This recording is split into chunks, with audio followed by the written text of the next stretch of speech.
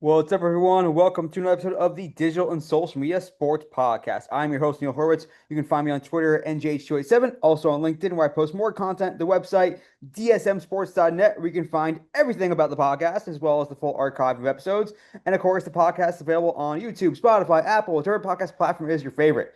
We got a special episode for you guys this week. Kind of an interesting time right now. We have a best of that I owe you guys for a while. I have not done a best of in 2026 yet. We have a really cool podcast on the way with someone that's really big in the college athletic space. So look out for that coming soon. But I'm going to do something special for you guys today because I did this last year as well, and it got enough positive feedback and good feedback that I want to do it again. And that is sort of a brief recap of the Gondola Sports Summit. It's an annual conference now. It's the third year in a row, and it's not going away anytime soon. That brings together all the best practitioners and leaders who don't have conflicts going on because it's during the season for some folks in the greater sports world. We're talking about directors of social, VPs, creatives, people that create and monetize and activate the best content that you see in your feeds all the time. It's put on by the folks at Gondola. If you're not familiar with Gondola, you should definitely check it out. You can see I'm wearing a hat right now. I did not wear my Gondola t-shirt today. It's in the laundry, but very comfortable t-shirts as well. It's run by, again, Gondola, which is part of Jared Kleinstein's empire with Fresh Tape Media. Just one of the best conferences that I have had the privilege of attending. It's great to be able to meet people and talk with each other and continue to learn about the space and get better together. And so, as I did last year, I'm going to bring sort of a brief, maybe somewhat brief recap of some of the biggest takeaways, some of the things that I learned so that you can learn along with me. I posted a bit on LinkedIn as well. You can find a extensive deck there with some of the best insights and quotes. But I want to get right into it. So hope you enjoy this episode. If you like this, let me know. I can do more of these as well as I go to conferences and talk to people and have sort of non-recorded insights and conversations as well. So before we get into some of the more specifics, I want to touch on some of the big picture themes that resonated both in terms of the actual conference programming as well as countless conversations I was lucky to have on the side with some peers and friends and people that I met for the first time as well. That are some of the most influential, most brilliant people in the greater sports space. So a few big picture themes. First, it was about how you can remove friction. We're in this world right now where AI is not necessarily taking over. Of course, right now, if you look around, there's a lot of anti-AI backlash where people are showing their work, showing behind the scenes to make sure that people know and fans know that this is real, legitimate content that people created, and it wasn't just a prompt typed into an LLM. But that's not what I want to get to. I want to get to around how AI, and not just AI, but proactive planning and better communication can help remove friction so that creatives can create, so that people can do what they do best, which is not doing the tedious and busy work. So that came up, quite a bit across panels, across emerging technologies, and just around conversations as well. Is how can you identify what is preventing us from doing more? What are those friction points that we shouldn't be spending time on? Where are the areas that we shouldn't be spending time on? What can be easily automated? When you identify what am I doing over and over again that doesn't require any amount of creativity or any amount of insight or knowledge necessarily, how can you identify ways, technologies, AI, workflows, etc., that can remove friction there. So that's one big picture theme. Another one is around connecting departments. This is something that really we could have been saying for the last 10, 15, 20 years, coming up in social media as many of us have, you have the sort of the benefit of being able to identify or understand what every single tentacle in the organization is doing, because everything at the end of the day runs through socials in some capacity, whether it's game presentation, PR, CR, marketing, ticket sales, group sales, premium, sponsorships, the list goes on and on, fan development. And so that allows you to really have a good picture of what's going on in the organization and what everyone's goals are. But what we haven't quite seen yet are still, or not, we've seen this a little bit, but still being able to see how can we make sure that all these departments are talking to each other, learning from each other, identifying insights together that can make each other do better and drive better outcomes, and having more cohesive full picture strategies, not just what's the content team doing, what's the marketing team doing, what's game presentation working on, what's partnerships working on, how can we get in the room more often together and identify where are those synergies, where is 1+1 greater than 2, not to use too many corporate buzz terms, but that might be around some conversation I had around is how can we identify what's working in organic social and move that into the people that are working on paid social. Some teams have it very much cohesive where the organic and social or social and paid social teams are working hand in hand. Other times it's more of a very siloed thing, and other organizations will outsource their paid social to an agency that may not have a good picture of what's going on. And That might mean identifying content that's working really well on organic social and being able to let the paid social team know and then say, hey, this is what we should be using with our creative on our ads because it's driving a lot of engagement, or putting some boosted paid behind it, or taking that same creative and just turning it into an ad that you can do proper targeting, or even being able to set up more full funnel approaches. So it might mean creating a piece of content that is going to drive a certain type of audience to engage with it, and then being able to retarget that audience with an ad that either that ties directly to that audience, ties back to that content, or follows up with that content, and driving again further down the funnel to whatever you're trying to accomplish. And that leads to the next big picture point. So we're on number three now. I told you there'd be five. And that is understanding the full fan journey and what conversion means. This came up across panels, whether in different framings and different angles, but understanding what are we trying to do? We're getting really good at the top of the funnel and the short form feeds are helping to do that. We can get, create viral content and get millions of views and hundreds of thousands of engagements, and you're getting just a little bit of awareness and that top of funnel awareness from fans and from people who never knew who you were and now maybe know who you are. And so what does that mean? How can we identify what comes next? And what does that conversion mean? There were some good YouTube panels around, getting people to get to the live stream or subscribe. That's one case. But just thinking about what is the end goal here? What are we trying to accomplish? And how can think about, okay, if we're good at step one, if we're good at step zero, if we're good at step one, step two, etc. Where do we want to take people? What are those meaningful metrics that are actually going to move the needle that we can, make sure that we identify and consider the full fan journey, and what conversion means? What is it we do here? What are our goals? Number four is looking at getting more sophisticated strategies around creator activations and athlete marketing as well. There was multiple panels that touched on this. One of my favorites was the creator panel, which we'll touch on more later. But that is getting more of a strategic lens into these creator activations. It started out just, hey, these people are really good. They have big audiences that we can sort of rent and borrow. And that might mean doing collabs on social, or sending them stuff sending them swag in the mail so they can wear a t-shirt or wear a hat and showcase their fandom. Then it became inviting people out to games and identifying different types of creators, different lifestyle and niche audiences, whether it's fashion, music, food, etc. But now we're getting to the point too of like what comes next. How can we identify what are we trying to do with these creators, and thinking beyond just social metrics. I thought one really cool thing, and we'll bring this up more in the creator panel discussion, was thinking about how do you involve a creator in your CSR campaigns, your corporate in your community relations campaigns, and getting people involved in that sense, integrating them into the game presentation and creating content that makes the event, the in-game experience more exciting, but also then creates content that can go across social. Thinking about creators from an ad perspective and paid social, and using their audiences, with permission, of course, to be able to target their audiences so you can show the true ROI, of these creator activations and collaborations. So, definitely another big picture item there is around, what happens when we lend a more strategic lens to these creator activations.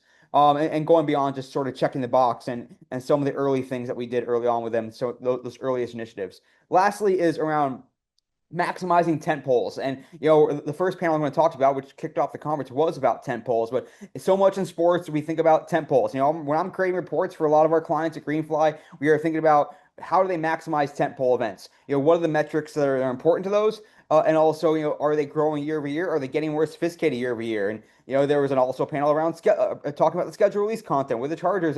Megan Julian there representing the Chargers, talking about their tentpole, in this case schedule release, or the Rams talking about their draft video around the movie Friday. And then also the tentpole panel as well, of course, talking about how do we make the most of these tentpole events, whether it involves proactive planning or identifying sort of the tent poles within the tent poles. Tentpole events don't have to just be a singular event anymore, and it's not just about one hero piece or one single day. It's how do you activate beyond that, whether it's creating more shoulder content, showing behind the scenes, identifying a tent pole within a tent pole, and creating these other things that can be anticipated and people can be excited about. So that's again another big picture theme that I saw go across the board as well.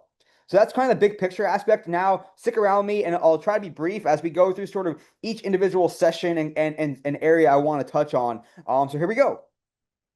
Okay, so first off, as I mentioned, the Gondola Conference Sports Summit, one of the first programmed panel was about tent poles, and really star-studded, had people from NBC, from NFL, from NBC Sports with Justin Karp talking about the Olympics, with the FIFA World Cup, obviously very timely right now, and the NFL with Kylie Kalura, who has spent time with NBC Sports as well as now with the NFL for several years, and some of the things that they talked about were around how do you make sure that you are able to capitalize on those unexpected moments? You can plan all day, and they definitely touched on planning being very important. So, and the reason you plan for all as much as you can is so that when those unexpected opportunities happen in the moment, or extemporaneous things happen, and you want to be able to react, you want to be able to sort of drop everything and take advantage of those things. So those are some of the most meaningful and oftentimes the most viral moments happen unexpectedly. And so the more you plan, again, the more you remove friction as well, the more you can be ready to activate when that time comes. And also, they touched on how do you keep those tentpole events or moments, especially something like a World Cup, which only comes around every so often. The Olympics only comes around every couple of years, or the NFL, trying to be a 365 day a year, attention grabber. How do you identify those times when it's okay to sort of jump into the conversation, jump into culture, and not making it seem forced. Otherwise, you lose trust of your audience, and your audience just kind of says like, "Hey, stop being a tryhard," so to speak. And there's different ways to go about that. The NFL, as Kylie mentioned, and it's certainly something that we see as a fan base, is becoming more and more involved in culture all the time. And as you get more involved and integrate into culture, that broadens sort of the aperture of where you can get involved, where it makes sense to get involved. And so just being, identifying how do you stay, within the lifestyle niches, and how do you get involved in culture so that when moments come up, it makes more sense to be involved because you've already been involved in some capacity before. And also, Justin on the NBC Sports side, took a very similar approach, less about, establishing lifestyle and culture stuff. Of course, they do that as well, but also making sure to look out when is the right time for us to jump in, and when does it make sense for us to jump in and tie organically a reminder that the Olympics are coming, or whatever it might be, and trying always to weave yourself in rather than trying to overtake something. And then when it makes sense, then you ask for more attention, because then it's your time to jump in. Then it's your time to say, hey, now, the Olympics are coming, and now or it's right around the corner, or now is the opening ceremony, whatever it might be. And similarly on the World Cup front, I thought was one of the more insightful areas of this panel as well, and that's around how do you activate a truly global event, and not just the World Cup host nation, of course, being not just the United States, but also Canada and Mexico as well, and individual cities within all these countries, I think this is a theme playing across sports nowadays, as all these leagues and teams are trying to develop fan bases that go well beyond the borders of their city, of their state, of their country, to all places around the world, and that means localizing content. And I think we're getting to the point now where most people understand that localizing content does not just mean translating. It doesn't just mean taking what you do in the U.S. or in your English language accounts and clicking translate and then you're good to go. But it's understanding, how do we serve these audiences? What's special about them? How do you localize that content and understand local memes, local culture, how people behave, how people talk, how people relate to your sport? And that means working with creators, people, boots on the ground, whether it's actual creators or the people that work for you and they're in a global office or an office in other parts of the world, and validating the ideas you have. You might have a good idea, which sounds like a good idea on paper, but how do you make sure that this is something that's going to resonate? It's going to work on the ground there. So identifying opportunities to understand the culture of these global markets you're trying to reach is something that it's localized authenticity, for lack of a better term. And so that also resonated with me quite a bit. And then about sort of, again, taking it back to this kind of full circle, is that preparation, over planning, over preparation, but also understanding that you can and should update your plans as things emerge, as you learn about new things. If NBC Sports, for example, is planning the Olympics for 2028, let alone 2030 or 2032, new things are going to happen. And they can take what they learned from 2024 or 2026 and say, hey, this really worked. Let's see how we can adapt it for this next version of the Olympics, or 2 or 4 or 6 or 8 years down the road. Of course, new things will emerge, like new platforms, new features, new opportunities, new trends and tactics that you can test and learn from, and integrate as well. So yes, plan as much as you can, but also don't be afraid to adapt and continue. These are continually living aspects that can be constantly improved and iterated upon. So that's what I want to touch on with the tentpole panel event. And next up is one that focused on integrating technology and kind of modernizing your tech stack in sports. This one was hosted by a platform called Respondology. So of course it was going to talk about this subject because it's very much, a good thing for them to have social teams thinking about what tech platform should we be invested in. And what they do is they mostly are looking at the comment section and both managing abuse and identifying, real-time opportunities. But I think some of the big picture things from some really cool people on this panel, someone from 10 Toes, someone from formerly Manchester United, Ian Nolan, who's now with Science and Sport, his company, the Broncos, Caroline Deasley was there as well. She's been with the Broncos for several years. And then my dude, Jared Harding, who is now with his own platform, Tootly, which previously spent several years with Kroenke overseeing the Nuggets and Avalanche digital and social platforms. But I think again, it's kind of what I alluded to in the opening segment was what can you do to automate the boring stuff? What is just busy work? What is something that, in theory, a monkey could do or whatever? That's where you look for a technical solution or, bring in AI, for example. So that's one, I think, easy takeaway for when it comes to investing in tech solutions and looking for things that you can take away. And then, of course, as with the discussion around comments, and I think if you're not already thinking about how you can really truly maximize the value creation in comments, that is very much an insight that you should heed here because there's so much community happening in comments. There's real-time opportunities for merchandise sales, for other types of conversions. And so whether it is like a platform like Respondology in this case, or looking for other ways, whether just someone whose job it is to monitor comments for the first whatever, however many minutes or hours after a post goes up, or keep an eye out for things, or doing some audits, every so often to identify, what should we be doing? Should we be ready with, a CTA or a promo code?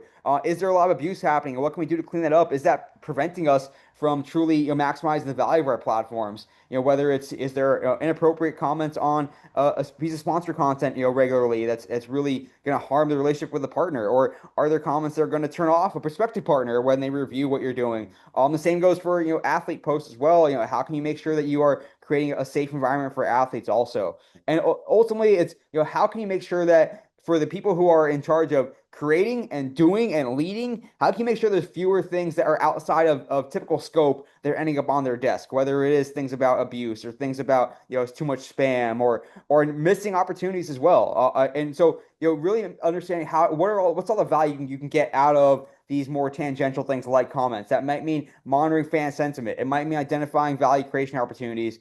And it might mean, of course, cleaning up abuse as well to make your place a truly a safe space for community. So that's what I want to touch on there. A brief one also I want to hit on, which was with Hallie Stark, who heads social for Love Volleyball. Always love hearing from emerging leagues and emerging opportunities. And of course, Love is one of a few professional volleyball leagues out there that are truly getting themselves on the map. Love just announced recently they're expanding next year with a new club in Miami, so that'll be cool to see. And I think the biggest takeaway for me from them was how they talked about how they truly empower their athletes to be creators. And that means something that really cool they do for the athletes who opt in. They send them a creator kit. Everything they need to really empower themselves and equip themselves to do what they want to do, and that means creating content and ultimately being a figurehead and ambassador for the league. So identifying those athletes who are figuratively and literally raising their hand and going above and beyond to say, okay, you want help, we are more than willing to help you, because we know that helping turn you into a creator is going to be extremely valuable for you and for the league as well. And they even selected two athletes to produce a vlog for their YouTube, and even after the season ended, even after it ended officially with the league, those athletes continue to produce the vlog on their own, and what a cool thing that is to see. Also, a couple things that stood out from the Love Volleyball's conversation was how they use geo-targeted live streams on YouTube to stream their matches. Their media rights are definitely they're selling them in North America and in some other countries as well, but other places where your media rights are ultimately they're not spoken for, they're not sold. And so how can you make sure that if there's even a dozen, let alone hundreds or thousands of fans in a country where the media rights are not sold, make it available, and use the fact that you can geo-target these live streams, in this case on YouTube, to make it extremely available and to continue to drive that value for fans and potential partners, and ultimately work your way to a point where someone wants to buy the rights there. But just an easy, low-hanging fruit way to drive fandom, especially for these emerging leagues, that can use all the attention they're getting and want to truly super serve the fans who are around. And lastly, for Love Volleyball, you may not be familiar, but they truly think about their professional league as a platform for the sport overall. I think teams and leagues are getting good at that right now, of understanding if we work together with youth sports leagues, with colleges, with high schools, with prep, that you truly become a platform for the sport as a whole. And that way, you're kind of, rising tide lifts all boats, so to speak. And whenever one part of this greater sports ecosystem rises, it's going to ultimately help and funnel value, in the in the long term, to the elite, to the top of the pyramid, which is your elite professional league. And so I've had conversations a lot over the past several months with people who work in the space. People who think about, governing a sports ecosystem. We think about the ties of a full sports pyramid and how that helps the leagues at the top and also helps the grassroots, sort of at the bottom, so to speak. So definitely some good stuff there from Love Volleyball and that panel overall. Next up was a panel about YouTube, and YouTube was all over the Gondola conference. The folks from YouTube have some people there. There was also a great YouTube workshop, which I'll hit on toward the end here. But I mean, some of the stats they dropped are just undeniable. And as much as we think we are doing YouTube right, there's still so much more value to be gleaned and to be extracted from YouTube. So a couple of stats that really made my jaw drop was that sports content viewership. So views of sports content on YouTube were up 45% year over year over the last year. I mean, that is incredible. It's not too often that if you have your engagements or views or whatever impressions rise 45% year over year, you're doing a hell of a job. So the sports content viewership on YouTube is growing very, very quickly. And just to hammer home the point as well, three-fourths of people who watch sports on YouTube are also watching live sports off of the platform. So for anyone who's trying to think about, okay, what does it matter, or how do we connect these fans to our biggest piece of our revenue pie, which is the live sports viewership? That's a truly valuable argument there. If 3 out of 4 people who are watching sports on YouTube are also then going and watching games on your linear streaming platforms, where the biggest money is made. So that, if nothing else, if that doesn't get you to think about YouTube seriously, I don't know what else will. But some very impressive stats there. And then of course getting into the nitty-gritty strategic insights from here as well. They talked about the types of clips that perform well, whether in shorts or in long form. And they said to think about your programming strategy, where clips and highlights are the sort of the predictable foundation to build on top of, and you build on top of that with original content. So first, what types of clips are we talking about? Nothing too surprising here, but listicle type tips. The top 10 this, top 25 this. You have your game highlights. You have mic'd up, which is segments that are creating a ton of good content across platforms, but certainly perform well on YouTube and have a nice evergreen lifespan as well. And just basically identifying those social moments, stuff happening in the crowd, unexpected things from players, and that's where the mic up comes into play also. And then taking your biggest moments, your biggest plays, and reusing them, repackaging them. How can you give those a longer lifespan so that a month, a year, several years down the line, that still has value, and it's not just someone who knows your team really, really well, but even a casual fan can appreciate something that is really important and really big. So thinking about reusing, repackaging, giving stuff a longer lifespan, and ultimately, they want to drive more longer sessions. That's where you get higher CPMs for advertisers. That's also what they're starting to see more on the CTV, connected TVs, a lot more living room viewership there as well. And so one thing that stood out was, how do you take some of your best performing short form content and turn it into long form content? So something that someone will sit on their couch and watch in the living room. And one recommendation was what they called supercuts. Supercuts, not like the haircut, but taking, those are long compilations. And so it might be, all the best clutch plays from this player, or, a bunch of crazy comebacks. Or whatever it might be, abbreviated games, or the best catches by this player, or the craziest moments from this team season. So taking that sort of short form and stitching them together, and you take a bunch of 1 to 2 minute videos and you put them all together, and all of a sudden you have 20 or 30 minutes, and think about, again, longer lifespan and longer watch time, and stuff that you can put on the living room television and sort of lean back rather than watching only on your mobile device. Also along those lines, thinking about different content formats in general, other things brought up beyond the short form stuff we talked about earlier are, challenges, interviews, explainers being highlighted, commentary on games and moments. And so again, thinking about that shoulder content, the explainer content is definitely taking up quite a bit of oxygen these days in a good way. That sort of edutainment, which I'll touch on more later. And one of the case studies they brought up was Savannah Bananas, of not just the great entertaining content they do, but how they have a full funnel strategy. And if you look at their page, look at their profile, spend some time on their channel, and you'll see how their content is meant with a purpose. It funnels fans from the short form into becoming subscribers of the channel into long form consumption as well. So definitely one worth checking out there. And they also talked about on this panel some best practices around creator co-watching. How can you have someone watching with you, or doing collabs and using the collab tool on YouTube as well, and thinking about creators as distributors. That's something that we're seeing, of course, and it goes back to what I've talked about previously, with especially where there's rights available, and there's not, you can sort of geo target a given distribution platform with YouTube or with your live games. You can use creators as distribution channels, and some of the leagues in Europe are starting to experiment with that, and we've seen that as well in Brazil with Kaze TV, which is more of a creator distribution play. So thinking about how they can be your distributors, and because that ultimately is stuff that you can work out the monetization elements, and it reaches a new audience and gets them to be aware of your product, your team as well. And then on the overtime side, there's someone from Overtime there, the editor-in-chief of Overtime, Sam Gordon, who talked about, for them, it comes down to the live streams. How do we get more fans to watch their games and increase the value of those live games? And so even like shorts and video on demand and even the off-season longer form storytelling, that's all kind of in hopes that they will get you to watch those live streams. And so thinking about, again, if you understand your goals, you can monitor your strategy appropriately. And so getting you to fall in love with a player so that then you want to go and see him or her when they play their live game during the season. So I thought that was a really interesting point as well, of understanding what your end goals are and strategizing appropriately.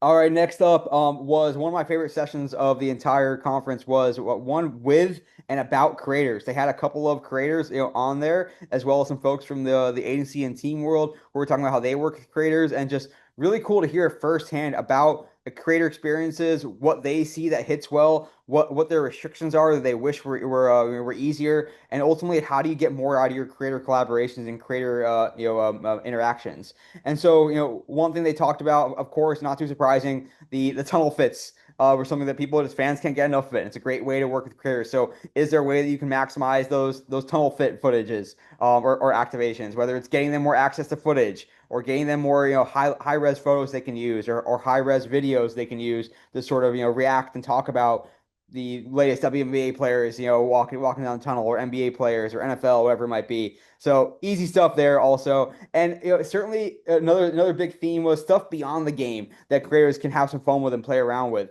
And one thing that was brought up was the video board stuff, whether it's like Kiss Cam or Dance Cam or some of those fun little games that oftentimes will create a lot of buzz inside the arena or inside the stadium, and also do really well on social. And how can you even use a creator to distribute that, or give them access to that video and let them have some fun with it and really take off with it, and show that reaction content with it as well. So I thought that was another good takeaway and point also. And then also a cool case that was brought up as an example, and that was with the candy brand Mike and Ike. And similar to what we're starting to see, like, as I'll use this analogy, in the college world, there are some the Adidas's and Nikes of the world. Some of those types of apparel brands are negotiating these big deals with colleges, and they're carving out a specific amount of those deals to be used toward NIL deals, or NIL activations. And so what Mike and Ike did, and this is my understanding of it, was they had a big sponsorship deal with a team, but also carved out a specific piece that was meant to be about creator activations. And so how can we think about working with our partnerships team to carve out what kind of creator can we involve? Is there a co-collaboration here with the creator and the partner, or at least just being able to earmark that this amount of budget is meant for a creator activation? You can plan it out appropriately at that time as well. So a good case study there, and something that will be worth watching in the days, weeks, and months to come. And ultimately, too, the brand is helping to pay for access with the creator. So the more you can get sponsors involved, the more you can justify having more access, justify doing more with the creator and creating bigger and bigger opportunities and initiatives. So just identifying different ways to drive value from these creator activations is not just about reaching new audiences, but again, connecting more departments, using that full funnel mentality to really go at these things as well. And then something else that was really I took to heart was around the creators themselves. Pica was one. She's a creator that does a lot of work in the WNBA space, but really beyond tons of sports as well. It had lots of good examples of her at sports events. She was talking about what is really meaningful to her, and that was opportunities to give back and also opportunities to interact with fans. And so, like a couple things there. One is, of course, get them access to the team, the players, of course, and behind the scenes, but also give them access to fans. Let the identify opportunities for them to get into the stands and let them talk to fans or create let them on the street or in the tailgates or in the concourse and give me access to fans. But also, again, the community aspect of this thing was what are causes that these creators care about? How can you get your CR team involved with a creator activation? What does that look like? Even a partner, a sponsor, and the community activation aspect and a creator. These are new things that you don't really see too much. So much is the marketing side, the fan development side, the game presentation side of creator activations. And so, getting the community side involved as well is really compelling and really meaningful for the creator and their audience. And it really does add and enhance that authenticity aspect as well. Something that was also brought up when they were asked about kind of, what do you wish that the teams or leagues did differently with creators? And, something that Aaliyah Funchell, who does a lot of work in the basketball world, especially WNBA, was, amplify their work. When you invite a creator into your game, into your event, and you see them posting content, amplify it, do a collab. Repost it, at least acknowledge what they're doing, comment on it. And that was something that, I'm sure several teams and leagues do this really well, but, some don't. And so making sure that oftentimes there could be more than one creator, certainly, let alone dozens or even hundreds in some cases. Do you have a plan to get the most out of it, to amplify? Maybe even putting paid behind it as well in some cases when you can work that out and it makes sense to do so. So that was something that came straight from their mouth, so to speak. And so that was interesting. And another big theme, again, across the conference, but certainly within this creator panel as well, was speed. Removing friction, making sure that things can get out quickly, whether it requires approvals or edits or getting access to Wi-Fi in some cases and connectivity. They all said, both creators on the panel were like, speed does really matter. Stuff performs better when it's up quickly. So take that seriously. Look for what are all those things that are preventing things from going faster, and making sure that you remove those things, removing that friction as well. And then a couple other things that I think are definitely good takeaways is to give the creator a heads up what the run of show looks like, what the plan is for them. Don't make sure they are prepared to truly get the most out of their experience. And if there's a plan to get them involved with something, let them know so they can be prepared to activate and to shoot and all that as well. And it also was, not kind of lumping in the creators, especially on a content day or when media is involved. Treating them separately. Don't treat them like a typical credential media, like another reporter that athletes have to talk to after within their scrum, for example, or after their scrum. Even have a separate day, a separate section, so that you make it feel like something special, and these creators can develop a different type of rapport with these athletes and get them in a different sort of mindset and mind frame that they're here to have fun, that they're here to work with this creator, and this is ultimately a different than just your normal beat writer from a publication asking you about what you're doing what you're doing with the next game or whatever, or what you're working on in practice. So I think that was really good as well. And the last thing was, how do you deal with restrictions on showing gameplay? Something that is very common. Certainly in the Olympics we saw that as well, with a lot of creators not able to show the actual matches or competition happening. So what are the things that creators can do to really have fun beyond that? And and the examples I gave were selfie reactions, so showing how they're reacting to big moments. That does play well, or showing fan reactions also. Showcase some of the ultra premium elements and kind of taking fans where they can't go otherwise. That's certainly a good theme to keep in mind. Show them what those VVVIPs experiences look like, and some of those untouchable things, and making sure you let them behind the scenes and not just treating it like the creator day at the game starts when the game starts, but bring them in an hour, 2 hours, 3 hours even before the game, and let them behind the scenes. Let them show fans again places where they can't go otherwise. So really insightful creator panel. Can't say enough good stuff about that one, and I really appreciated Gondola taking advantage of that. Then another panel that was just such a rock star panel. We had folks from the Celtics, the Rams, and the Chargers, three teams that are doing incredible things in the sports world and changing the way that we think about content. The Celtics started out kind of Landry Mills talking about some of their paradigm shifting content and the different ways they create new cinematic experiences, and it certainly goes. It's not memes, it's not comedy. It's just it's truly art, what they do with content and making it look different. And so, some of the key things that she took away, I took away from what she was saying was identifying that what are those variables, what are those levers that you can play with? What are things that you can take a normal highlight clip or a montage, whatever, and what are the things that you can, shift around, adjust, move up, move down, and she brought up like sound design, and they showed some great examples there. If you look through some of the Celtics best examples, they play around a lot with audio and sound and how that works, or blending different types of shots. And so I think about, what are those things that we can do? What does this look like if we take this element to 11? If we take this element down from 10 down to 1 or 2, whatever. So what are those kind of those buttons you can push, and those novel those those dials you can twist up and down a little bit, and understanding that we're all meant to take risks here, take calculated risks, knowing that some stuff will have, a high floor or a high ceiling as well. And so, get that's sort of a big picture theme across this entire panel was not being afraid to fail, because if you're afraid to fail, you're going to end up just regressing to the mean and not doing anything cool. And this panel was all about teams that are doing really cool shit with their content. And of course, that takes me to the Rams, and Kurt Geist, who's been with the Rams for years now and just is a goat in the social media and sports world overall. Talked about how they kind of took their a major brand campaign this season, which was launching a new brand refresh as well as new uniforms, and how they connected all three things there, which was announcing the draft or having the draft content, which is always a big thing for them, doing that brand refresh and doing the uniforms. And they took a big leap into this Friday spoof. If you're familiar with the movie Friday, they had the son of Ice Cube, the son of Chris Tucker, and Terry Crews with a great cameo. If you haven't seen that video, is incredible, and they hit some huge numbers with which Kurt shared as well, which more than justify the investment. And so how can you use content as a way to really turn a brand campaign into something that merits a lot of investment?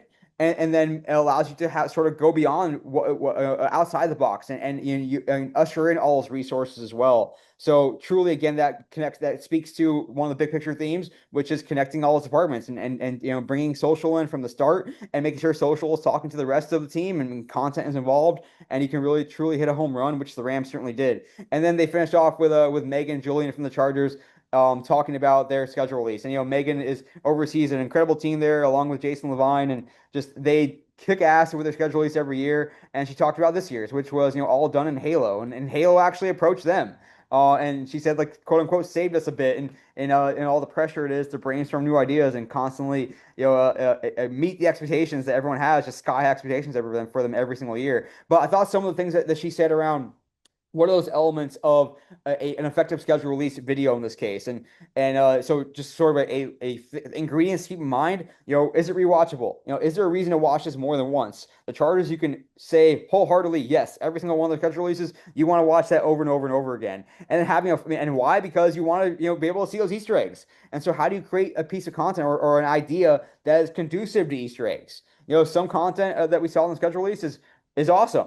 But not all of it is conducive to having Easter eggs. If you look at even like the Titans, the Tennessee Titans here, which is their sort of different take on the man in the street. There aren't necessarily Easter eggs in there. Yes, it may be rewatchable, so you can laugh again and again, but it's not necessarily Easter egg conducive, which is what the Chargers want, and to make it really, really, truly rewatchable, and also be culturally relevant and customizable were the two other things that she stated as well. So does it fit with culture? Halo is certainly a part of culture that goes well beyond football, and is it customizable? Things that we can do here. She talked about also working with forgers, which are like the gamers that can create that custom content within the game. That was really cool. And sitting down with PR, some of the sort of the non-sexy part of things, making sure that PR knows all the little Easter eggs, all the little trolling they're going to do within this given schedule release to make sure they do that. And then one of the big things that we talked about as well, and the Chargers were a great example of this for the schedule release, was going beyond and creating some of that shoulder content and showing the behind the scenes.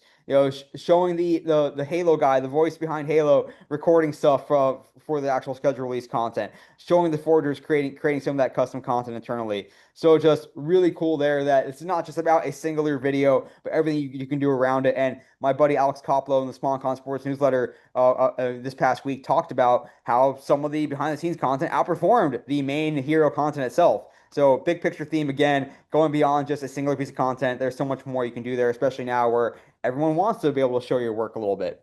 And that takes me to a good segue to the sponsor content session that Alex Coppola was a part of, along with STN Digital's David Brickley, and just a tremendous panel session there that everyone was talking about afterwards. A lot of people. I was hanging out with Alex. A lot of people came up to him and said that was incredible. A lot of people downloaded the depth that they shared as well, and they showed a lot of examples of good versus bad, and ultimately, some of the big picture themes and just guiding principles that really should stick with you at least. First was the sort of fans framework, and a lot of this came down to where I'm going to turn into the four questions they posed across there. A, would a fan DM this to their friend? We used to talk about like would grandma think this is funny as far as Facebook stuff. But I think would a fan share this? Is this worthy of a fan DMing this to their friend or to someone else, in their life? Is a great measure marker to say is this valuable content? Is this worthwhile content as well? Do we have any, if moments in this content? That is always good also to show this is fan first. We're thinking about the fans when we're creating this. What are some of those, little things that only our fans would get and make it a little more fun that way as well? And then the third question, is this great content that just happens to have a brand attached? You're watching content and you're like, oh, this is awesome. Then somehow a brand is either organically weaved in or it comes at the end. This is brought to you by this brand. And you're like, oh, cool. And it's just like, this is just good content. I don't care if it's sponsored. You shouldn't care because it's just legit great content. And so, can this work with just having a brand attached? So that's a really good example there. And then, are we adding to culture or are we just hijacking it? I think that's a good one. Also, is what are you doing to add to culture, or are you jumping in, sort of, taking it over and stealing away attention that you aren't really privy to or not really, haven't really earned, so to speak. And then lastly, and again, this is a packed session. I highly recommend you, look at Alex Coppola or David Brickley's social media and be able to download that full panel. But the last thing was taking that mindset of an educator and showing a partner what does work with your fans. And so I would question everyone who works in the greater sports and social space, sponsorship space, to think about, okay, do we have one, two, three, or four slides that when we go into a partnership conversation, especially one that involves content production, do we have those slides that show just, we want to introduce you to our fans and introduce you to, not just, who they are demographically, of course, and I'm sure they get that from the partnerships team, but the kind of content that we create that they love. This is what they tend to engage with. This is what has worked well in the past. Hold up what has not worked well in the past, even. Show what failure looks like, so that you can put something in front of them, so that when they come back to you with either critiques of your ideas or their own ideas, that they know that they've seen this, that they know that this is going to align with something that's going to work, or it looks more like the content that doesn't work. And so taking that mindset of it's your job to show a partner, we're going to help you reach our fans in a way that's going to be effective and a way that aligns to your objectives. So always understanding what those objectives are. All right, lastly, there was a tremendous session, a YouTube workshop that sort of closed it out, and just some really good quick hit tips here that I want to leave you with. He brought up a team's YouTube channel during the session, the expert from YouTube there, or YouTube expert rather, and showed that, like, is this a dumping ground or is this a destination? That's kind of the question that I came away with, or the guiding principle. Oftentimes we think of YouTube as just a dumping ground. And so, like, the example he showed when he showed that channel was, it was a bunch of press conference videos, and they all had the same looking thumbnail, and it was just like, okay, this is clearly just a video catalog. This is meant to be more of a dumping ground than truly a destination. Like, the question to ask is there a reason for those videos to hit the algorithm?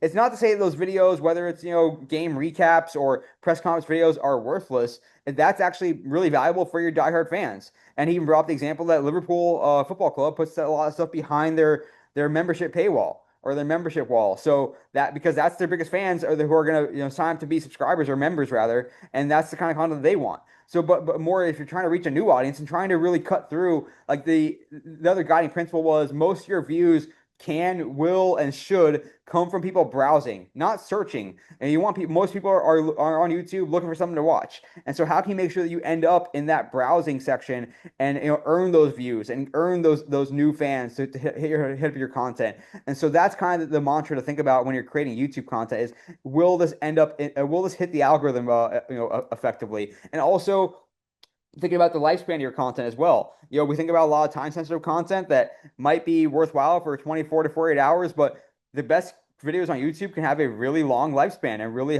long shelf life. And that also means, what we talked about earlier as well, with repackaging some of your best content and adding commentary, thinking about reactions.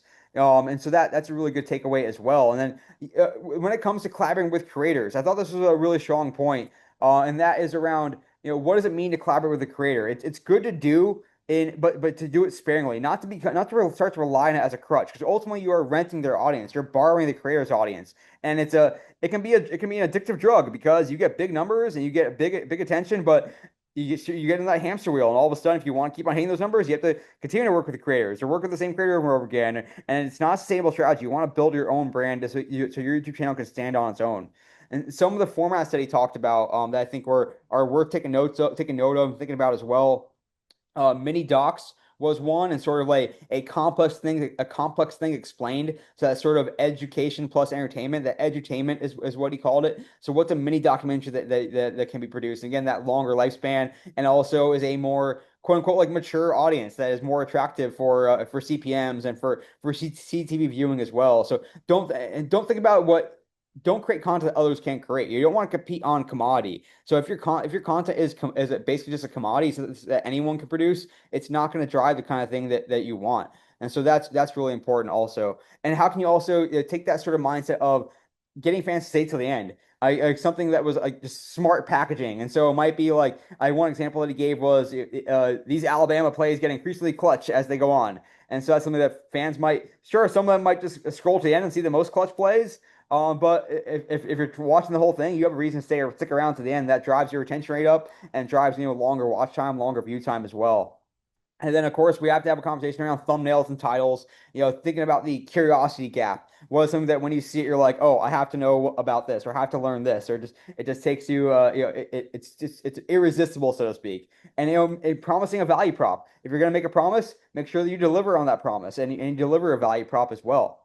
And then a couple other last takeaways was, yes, you can update and improve your thumbnails and titles. And that can give those videos a second life within the algorithm. So don't be afraid to do some A/B testing for your videos and understand what's going to work the best. And you can always improve things as well. And then also as it pertains to shorts and short clips. And this was in response to a question about podcasting, but it really does apply across the board. And that is that your shorts shouldn't necessarily be around like a sort of clickbaity thing, like, oh, watch the full thing, or click to the channel to watch the full thing. He even talked about having like a separate clips channel for a podcast or for your long form content, instead of trying to just make it all about sending back to the main channel with your longer shows. So thinking about, again, where does short form fit in the fan journeys that you're thinking about? And that was sort of one of the big picture things that we talked about, was understanding those full fan journeys, understanding what does conversion look like. And that applies to YouTube, it applies to everything that we're doing. So I thought bringing it full circle back to where we started this long conversation, this long discussion around some of the big takeaways from Gondola is a good way to finish this off. If you have listened this long or watched this long, maybe did it in multiple sessions, you are definitely sick of hearing me talk right now, and I hope this was beneficial. And again, I'll do more of these in the future if it's helpful. But otherwise, thanks for listening and watching. We'll be back with back to your regular schedule programming soon enough. Some great episodes coming up. But as always, I'm your host, Neil Horowitz. You can find me on Twitter, NJ287, also on LinkedIn, the website, dsmsports.net, and the podcast, whichever podcast platform is your favorite. Until next time, this is Neil Horowitz signing off for the Digital and Social Media Sports Podcast.